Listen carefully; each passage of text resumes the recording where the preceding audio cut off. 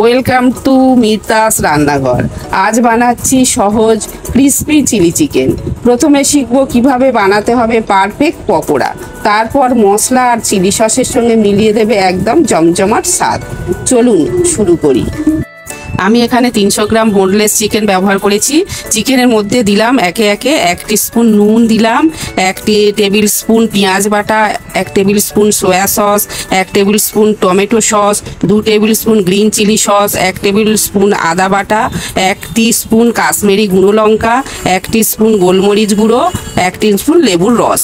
লেবুর রসের বদলে ভিনিগারও ব্যবহার করা যেতে পারে। এটি ম্যারিনেট করে আধা ঘন্টা ফ্রিজের মধ্যে রেখে দেব।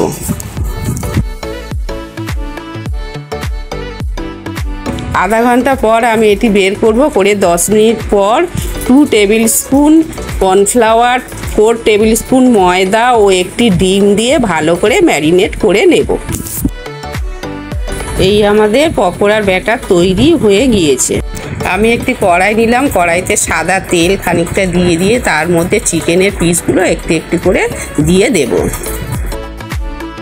এরপর আমি গ্যাসের ফ্লেমটা মিডিয়ামে রেখে পকোড়াগুলি লালচে করে ভেজে তুলে নেব।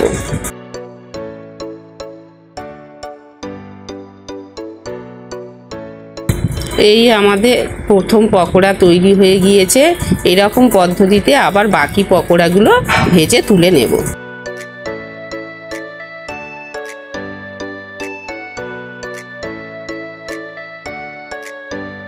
এই আমাদের চিকেন পকোড়া তৈরি হয়ে গিয়েছে। এইবার আমি চিলি চিকেন বানাবো।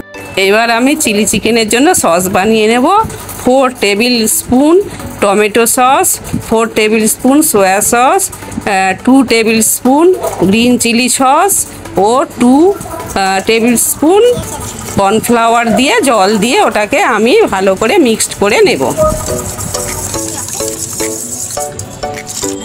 চিলি চিকেনের জন্য যে সবজিগুলো লাগবে সেগুলি হলো পেঁয়াজ ও ক্যাপসিকাম। আমি পেঁয়াজগুলি এইভাবে টুকরো টুকরো করে কেটে নিয়েছি, ক্যাপসিকামও তাই। আপনারা আপনাদের পছন্দ মতো কেটে নেবেন।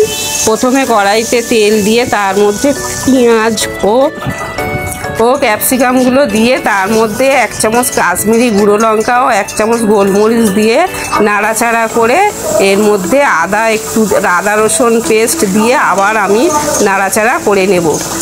এরপর টুকরো করে কেটে রাখা কিছু লঙ্কা ওর মধ্যে দিয়ে দেব। তারপর আমি আগে থেকে বানিয়ে রাখা সসটা ওর মধ্যে ঢেলে দেব।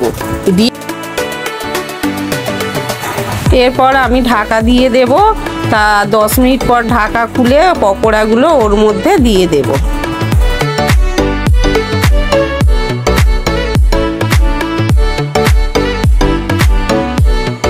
পকোড়া দেওয়ার পর একটু নাড়াচাড়া করে আবার 5 মিনিটের জন্য আমি ঢাকা দিয়ে রেখে দেব।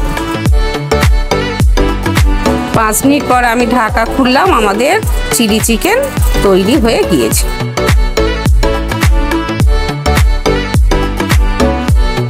দেখলেন কিভাবে সহজে বানানো যায় ক্রিসপি চিলি চিকেন। ভালো লাগলে লাইক, কমেন্ট আর সাবস্ক্রাইব করতে ভুলবেন না। ধন্যবাদ।